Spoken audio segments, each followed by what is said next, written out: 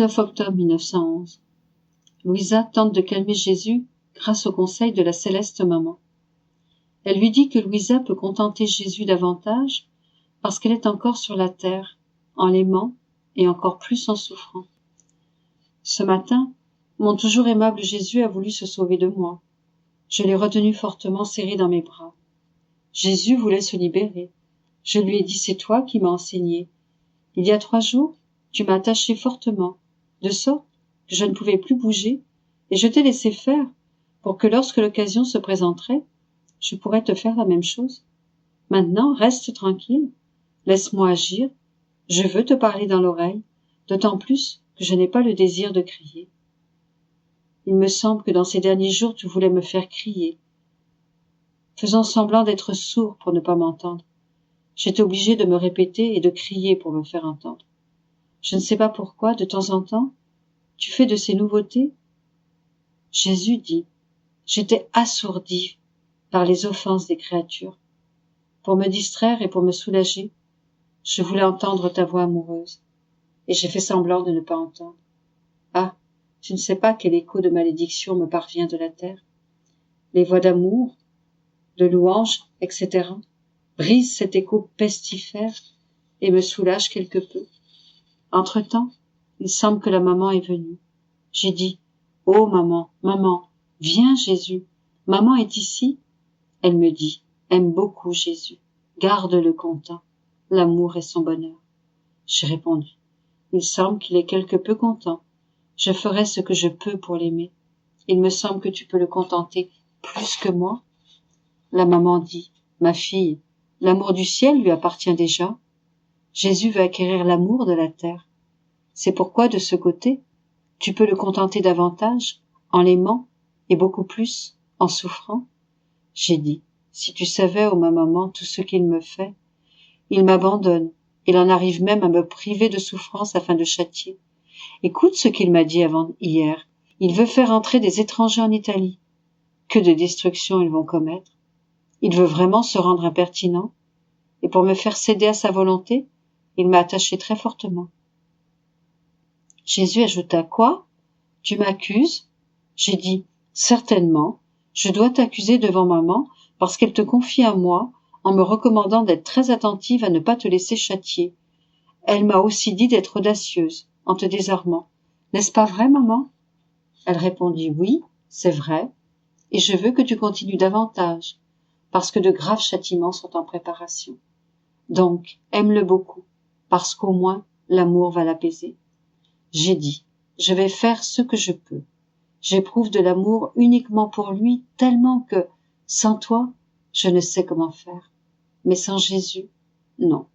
Certainement que tu ne seras pas contrarié par cela, parce que tu sais et tu veux que j'aime Jésus davantage. Maman semblait être contente. «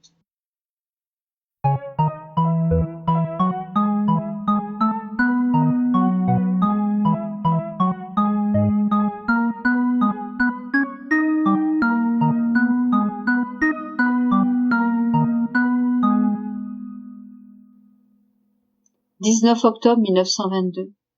La longue attente de Jésus à travers les siècles, avant de révéler sa divine volonté. Les créatures reçoivent cette volonté dans la mesure où elles en découvrent les mérites. Mon abandon dans les bras de Jésus continuait. Je me sentais immergée dans sa très sainte volonté, dans son centre même. Il me dit, « Fille de ma volonté, mon humanité a vécu comme si elle était au centre du soleil de ma volonté. De là, s'irradiaient des rayons portant mon immensité et atteignant toutes les créatures. Mes travaux y étaient en action pour chaque acte des hommes. Mes paroles étaient en action pour chaque parole des hommes. Mes pensées étaient en action pour chaque pensée des hommes. Et de même, pour tout le reste. Après s'être déployés sur la terre, mes actes sont revenus, amenant avec eux tous les actes humains, afin d'être refaits et alignés avec la volonté de mon Père. C'est seulement parce que mon humanité vivait dans le centre de la divine volonté que j'ai pu tout englober.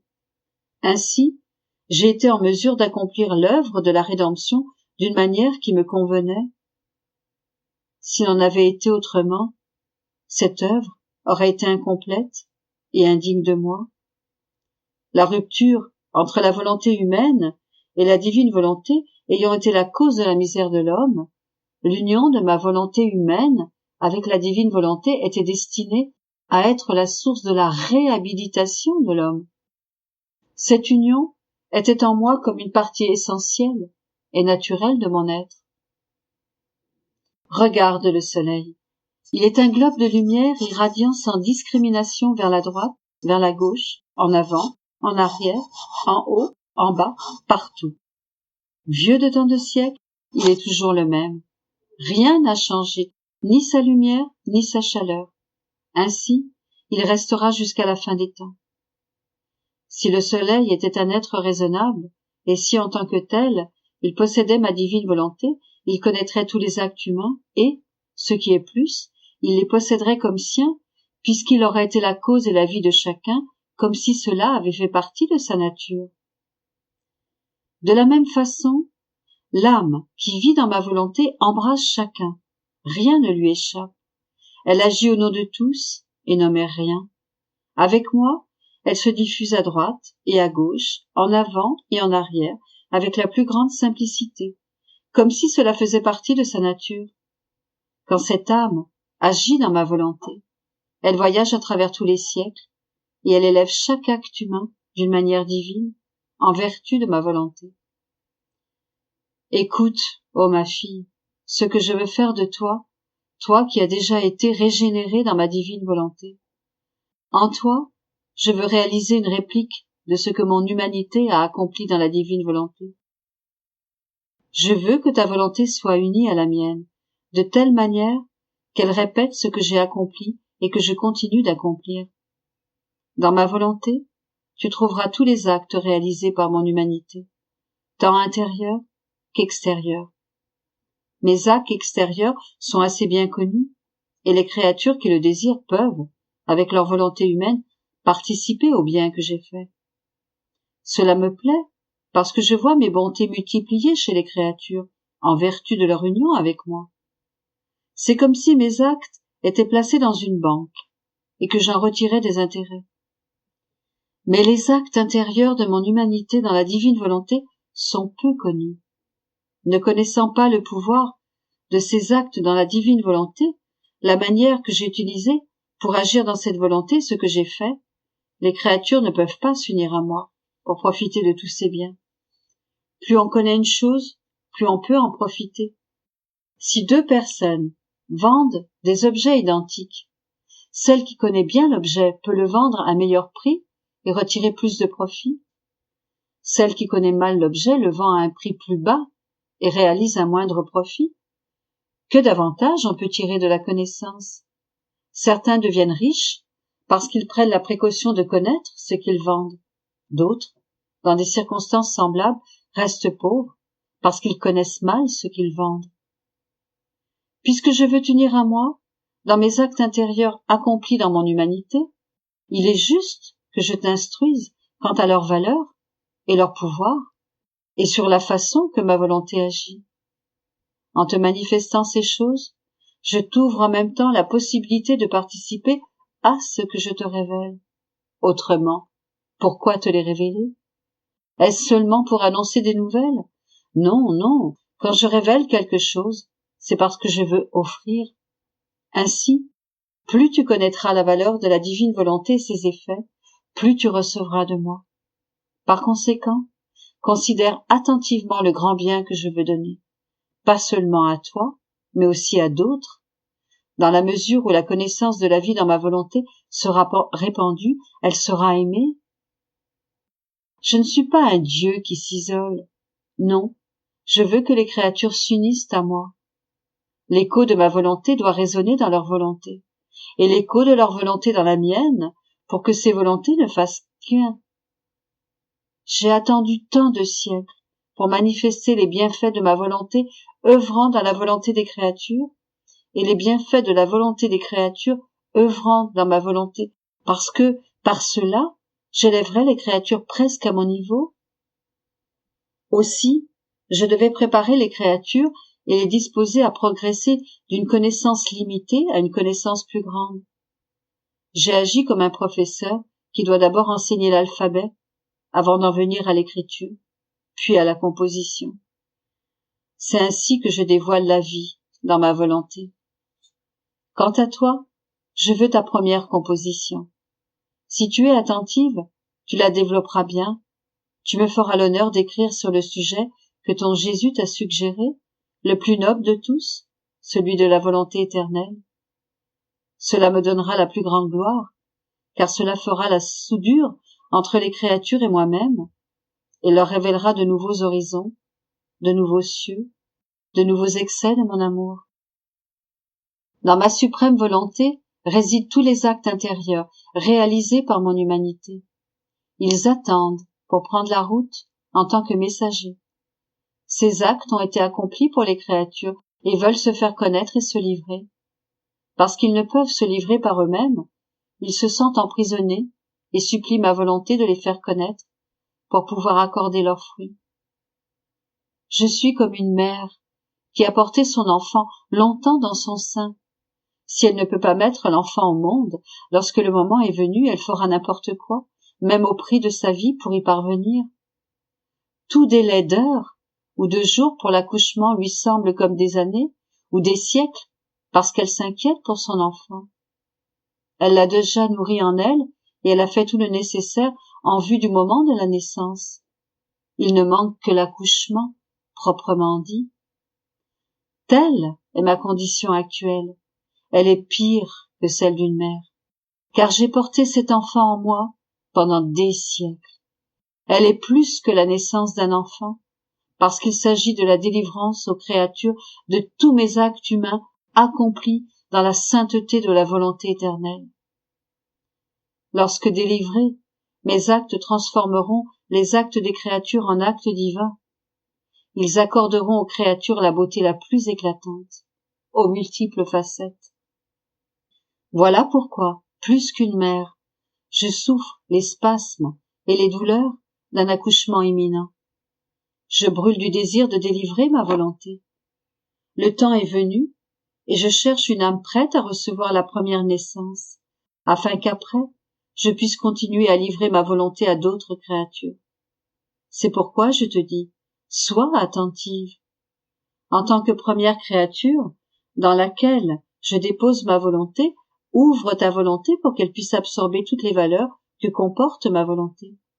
Quelle joie tu me donneras. Tu seras l'aube de mon bonheur sur la terre. La volonté humaine, si l'on peut dire, a rendu pénible mon séjour au milieu des créatures. Mais ma volonté, agissant dans les créatures, me redonnera mon bonheur.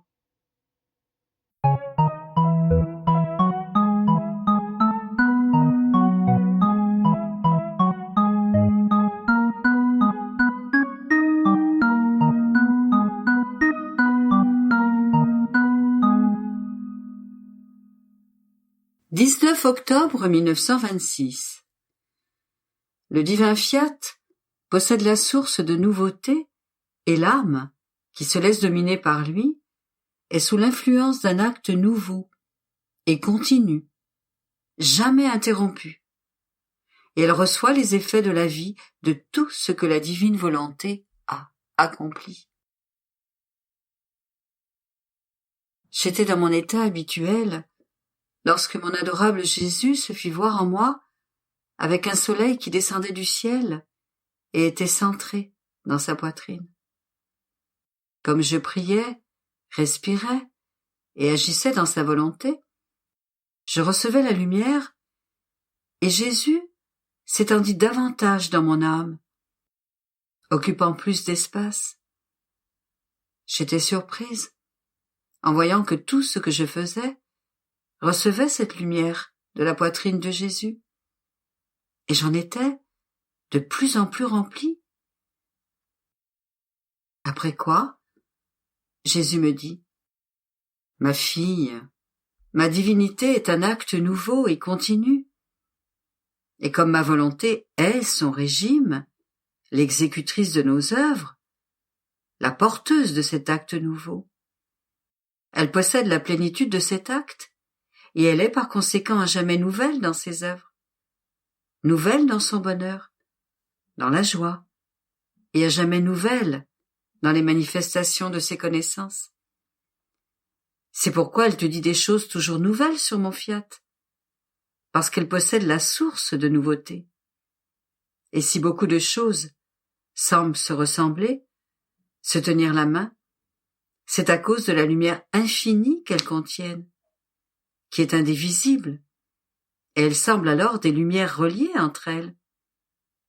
Et tout comme dans la lumière, il y a la substance des couleurs qui sont comme de nombreux actes distincts que possède la lumière, on ne peut pas dire qu'il y ait seulement une couleur, mais toutes les couleurs, avec la variété des nuances, pâles, vives et foncées. Cependant, ce qui embellit ces couleurs et les rend plus brillantes, c'est le fait qu'elles sont investies par la puissance de la lumière. Sinon, elles seraient comme des couleurs, sans attrait et sans beauté. De la même manière, les nombreuses connaissances données concernant ma volonté, parce qu'elles proviennent de sa lumière infinie, sont investies de lumière et semblent par conséquent se tenir la main, se ressembler. Cependant, dans leur substance, elles sont plus que des couleurs, à jamais nouvelles dans les vérités, nouvelles dans la voie, nouvelles dans le bien qu'elles apportent, nouvelles dans la sanctification qu'elles communiquent, nouvelles dans les images et nouvelles dans les beautés.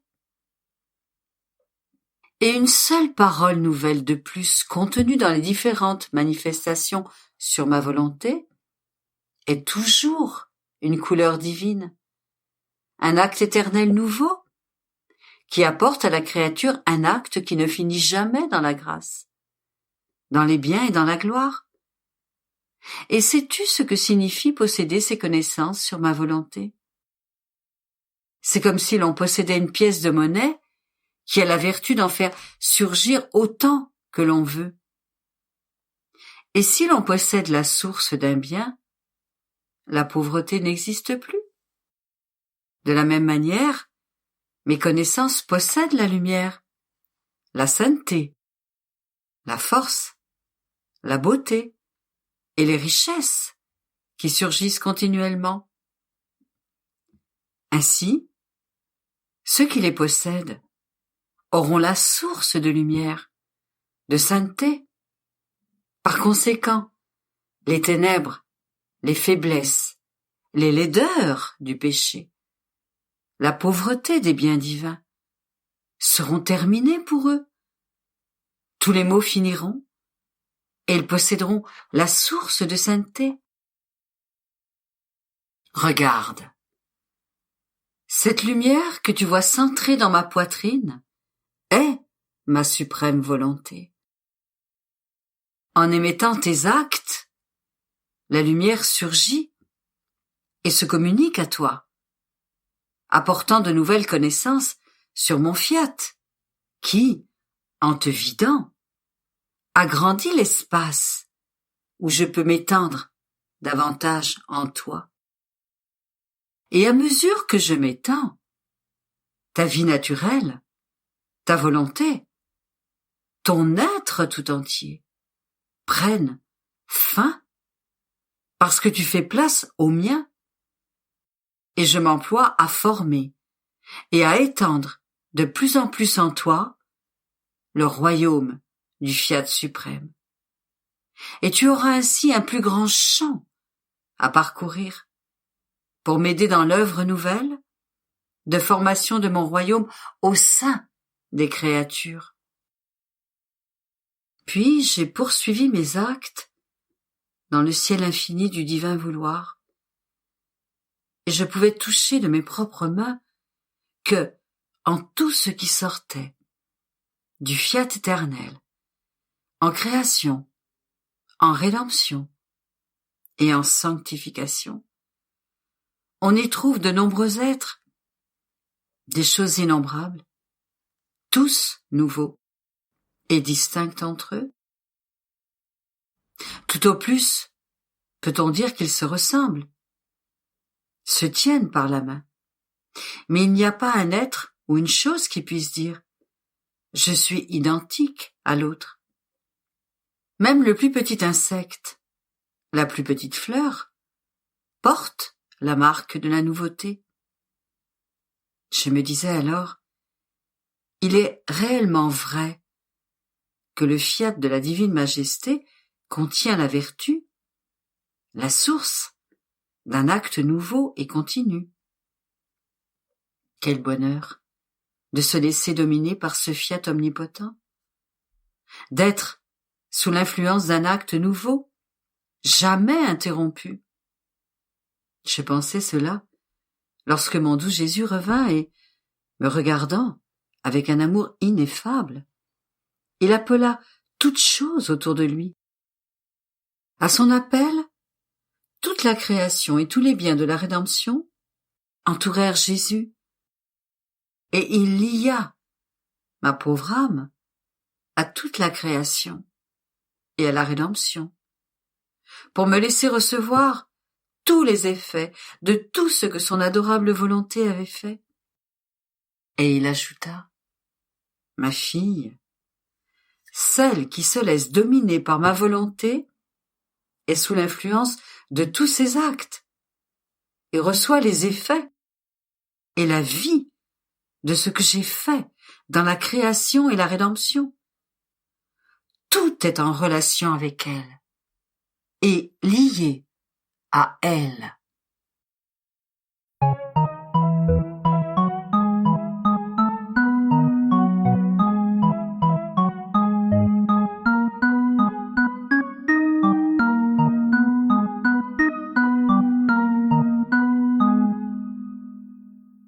« 19 octobre 1937. Comment la divine volonté forme la très sainte Trinité dans la créature qui vit en elle, les merveilles de ses actes, comment l'amour véritable commence à partir de lui. La divine volonté féconde et sème la vie divine dans les âmes. Le divin vouloir continue de m'investir. Je sens en moi son mouvement qui me parle avec tant d'éloquence que, s'il n'accomplissait pas un miracle pour se faire comprendre, je serais incapable de répéter ce qu'il dit. Il s'adapte à mes moyens, parce que, lorsqu'il parle, sa parole étant créatrice, il veut créer le bien qu'elle contient. Et, si je ne pouvais pas le comprendre, je ne pourrais pas m'approprier ce bien, et moins encore, le donner aux autres comme propriété du fiat suprême. Je me disais alors, comment se fait-il que son mouvement soit parole? Et mon doux Jésus visita ma pauvre âme, et tout amour, il me dit, « Bienheureuse fille du divin vouloir, sache que là où règne ma volonté avec sa puissance créatrice, son mouvement et sa parole, elle parle dans les œuvres, dans les pas, dans l'esprit et dans le souffle. Voulant établir son royaume, ma volonté parle, afin de créer sa vie divine en chacun des actes de la créature. Par conséquent, il faut la plus grande attention pour sentir où elle veut commencer son enseignement. Par la puissance de sa parole, sa volonté investit l'acte humain, la respiration, le battement de cœur, la pensée et la parole humaine pour former en eux son œuvre divine, la respiration, le battement de cœur, la pensée et la parole divine. Ces actes s'élèvent jusqu'au ciel et se présentent devant la très sainte Trinité. Notre divinité les regarde. Et que trouvons-nous? Nous nous trouvons nous-mêmes. Notre vie et même notre très sainte Trinité reproduite dans ses actes. Nous regardons le prodige de notre volonté qui a submergé la créature de sa puissance, en faisant d'elle la répétition de notre vie. Oh, combien nous en sommes heureux et ravis, car nous trouvons en elle la sainteté qui nous ressemble, notre amour qui nous aime, l'intelligence qui nous comprend, notre puissance et notre bonté qui nous font aimer l'humanité par les liens de notre douceur. Nous nous reconnaissons en elle et trouvons l'œuvre de la création comme nous voulons qu'elle soit. Un seul de ces actes contient tant de merveilles qu'elles ne trouvent pas suffisamment de place où se mettre. Si grande est leur splendeur. Ce n'est que dans notre immensité qu'elles trouvent l'espace où demeurer fusionnées avec nos actes. Quelle ne sera pas notre gloire et celle de la créature, puisque ces actes, en vertu de notre fiat, ont leur place parmi les actes de son Créateur.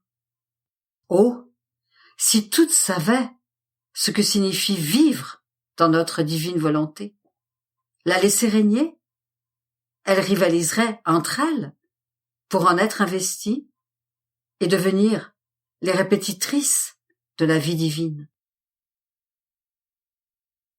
Mon bien-aimé Jésus a gardé le silence. Je demeurais immergée dans la mer du divin vouloir, comme stupéfaite. Mon Dieu, jusqu'où peut parvenir celle qui vit dans ta volonté? Et une foule de pensées, comme autant de voix, me parlaient pour me dire « Mais je suis incapable de le répéter.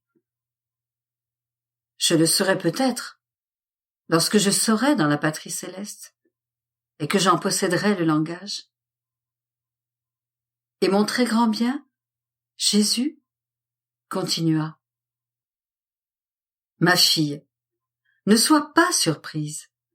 Tout est possible dans ma volonté. L'amour véritable, lorsqu'il est parfait, commence par lui-même. Le vrai modèle est la très sainte Trinité. Mon Père céleste s'aimait lui-même, et dans son amour, il généra son Fils. Il s'aimait lui-même dans son Fils. Moi, son Fils, je m'aimais moi-même dans le Père, et de cet amour procéda le Saint-Esprit. Par cet amour de lui-même, le Père céleste généra un seul amour, une seule puissance, une seule sainteté, etc. Il noua l'inséparable union des trois personnes divines. Lorsque nous avons créé la création, nous nous sommes aimés nous-mêmes, nous nous aimions nous-mêmes, en étendant le ciel et en créant le soleil. C'est l'amour que nous avions pour nous-mêmes, qui nous poussa à créer tant de choses merveilleuses, dignes de nous et inséparables de nous. Lorsque nous avons créé l'homme, l'amour de nous-mêmes est devenu plus intense, et comme nous nous aimions en lui, notre amour reproduisait notre vie et notre image dans les profondeurs de son âme. On ne peut donner que ce que l'on possède. Notre amour étant parfait, en nous aimant nous-mêmes, nous ne pouvions nous séparer de ce qui sortait de nous. Notre volonté, en voulant que la créature vive en elle, afin de former notre royaume, s'aime elle-même, et s'aimant ainsi, elle veut donner ce qu'elle possède. Notre volonté est heureuse uniquement lorsqu'elle forme la répétition de notre vie et lorsqu'elle agit dans les actes de la créature. C'est alors que, triomphante et victorieuse, et avec la plus haute gloire et le plus grand honneur pour nous, elle les apporte dans notre sein divin, afin que nous puissions reconnaître notre vie dans les actes de la créature qui vit dans notre volonté. Tel est le sens de s'aimer elle-même dans tout ce qu'elle veut faire et produire, se donner elle-même afin de former un autre être semblable à elle-même. Dieu. Notre volonté est la fécondatrice est la semeuse de notre vie. Lorsqu'elle trouve des âmes disposées, elle sème, elle-même, les féconde de son amour, semant dans ces âmes ces actes divins qui, réunis ensemble, forment le grand prodige de la vie divine dans la créature. Par conséquent, abandonne-toi complètement dans ma volonté. Laisse-la faire de toi tout ce qu'elle veut, et nous serons heureux, toi et nous.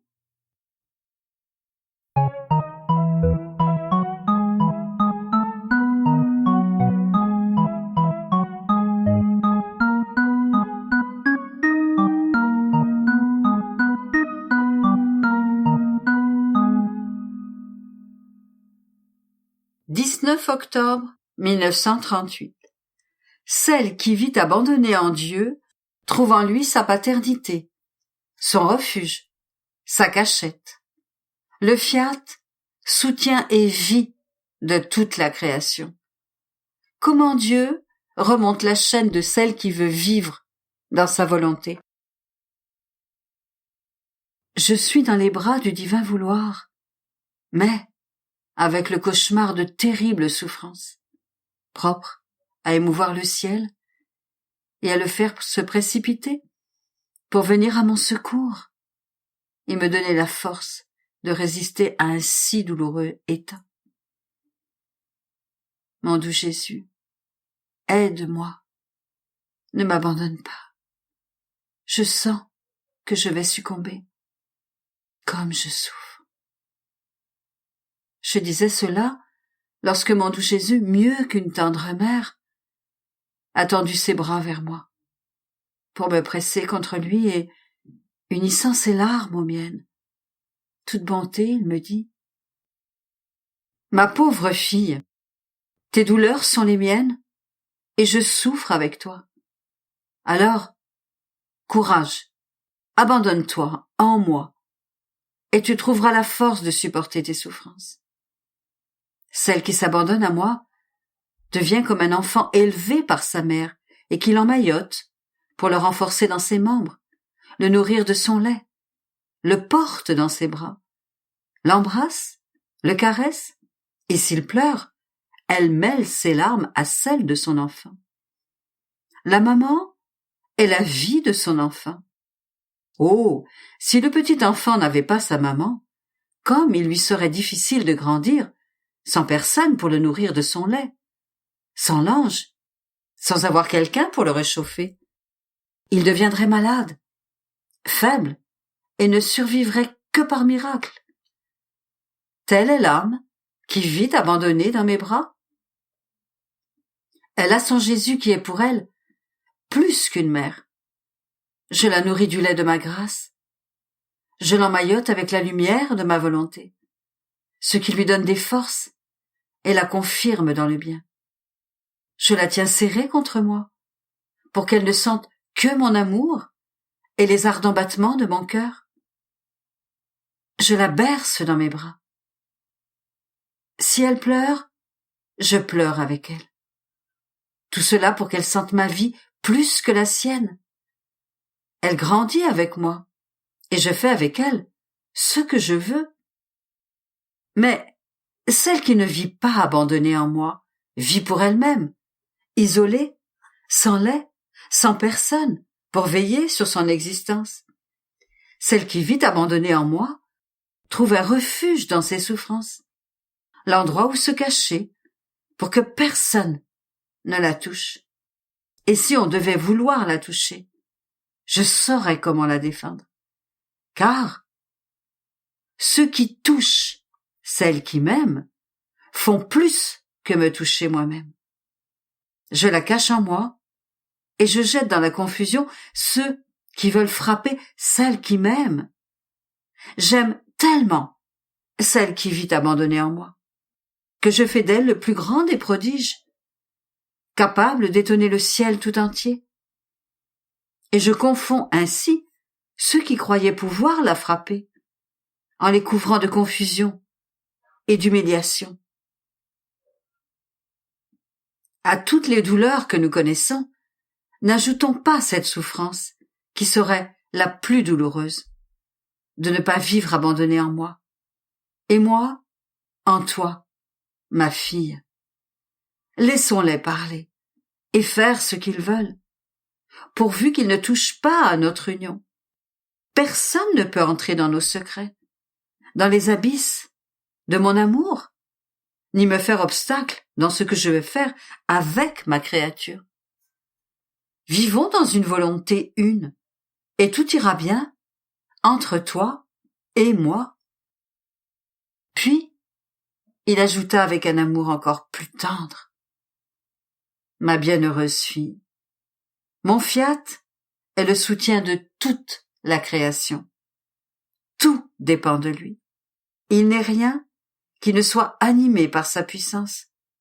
Sans mon fiat, toutes les choses et les créatures elles-mêmes ne seraient rien d'autre que des peintures ou des statues inanimées, incapables de générer, de faire croître et de reproduire un bien quelconque.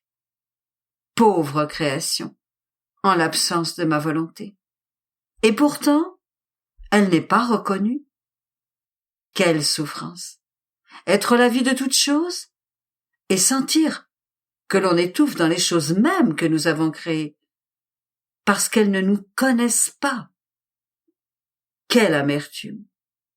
Si ce n'était de notre amour, et si nous étions capables de changer, nous retirerions notre volonté de toutes les créatures et de toutes choses, et tout serait réduit à rien. Mais, comme nous sommes immuables, et que nous savons avec certitude que notre volonté sera connue, voulue, aimée, et que chacun la gardera plus que sa propre vie, nous attendons, avec l'invincible patience que notre divinité peut avoir et supporter, que notre volonté soit reconnue. Et c'est avec justice et notre plus haute sagesse, car nous ne faisons jamais des choses inutiles. Si nous faisons quelque chose, c'est parce que nous voulons y trouver notre avantage, c'est-à-dire pour recevoir la gloire et l'honneur de toutes nos œuvres, même de la plus petite fleur des champs. S'il n'en était pas ainsi, nous serions comme un Dieu qui ne saurait pas apprécier ses œuvres, ni leur donner leur juste valeur. Ainsi, c'est notre justice que notre volonté soit connue comme étant la vie de toute chose, afin que nous obtenions le dessein pour lequel nous avons créé toute la création. Tu dois savoir que lorsque la créature veut faire notre volonté et entre en elle, cette créature devient réhabilitée dans notre volonté. La créature est réhabilitée en sainteté, en pureté, en amour, et elle ressuscite dans la beauté et le dessein dans lequel nous l'avons créée. Elle perd le mal de la volonté humaine et commence la vie du bien. Lorsque ma volonté voit que l'âme veut vivre avec elle, ma volonté fait comme celui qui a une horloge qui s'est arrêtée. Il tire sur la chaîne et l'horloge se remet en marche pour marquer les heures et les minutes et servir de guide durant la journée de l'homme. De la même manière, ma volonté, voyant l'homme arrêté par la volonté humaine dans la voie du bien, lorsqu'elle entre dans l'homme, elle lui donne la chaîne divine, de telle sorte que tout son être, humain et spirituel, sent la vie nouvelle et la vertu de la chaîne divine dont il est investi et qui court dans son esprit, dans son cœur, en toutes choses, avec une force irrésistible, qui est sainte et bonne. Cette chaîne marque les minutes et les heures éternelles de la vie divine dans l'âme, et, ô comme l'âme court en tout ce qui est divin, nous réhabilitons l'âme en toutes choses. Nous la faisons courir partout dans l'immensité de notre mère, et nous lui faisons faire et prendre ce qu'elle veut. Et bien qu'elle ne puisse pas embrasser complètement notre immensité, même si elle vit dans notre mère. L'âme s'en nourrit. Elle revêt les vêtements royaux de notre vouloir. Dans notre mère, elle trouve son repos, la chaste étreinte de son Jésus, son amour réciproque. Elle partage ses joies et ses peines et continue à grandir dans le bien. Ma volonté devient pour elle sa vie, sa passion prédominante. Notre chaîne la fait si bien courir qu'elle en arrive à former pour elle-même son petit palais royal dans notre mère, qui sera habité par la sacro-sainte Trinité qui aime cette créature fortunée et la comble toujours de grâce et de dons nouveaux. Aussi, que la vie dans notre fiat soit chère à ton cœur, pour que nous trouvions en toi les joies et la gloire de toute la création, le dessein pour lequel nous l'avons créé.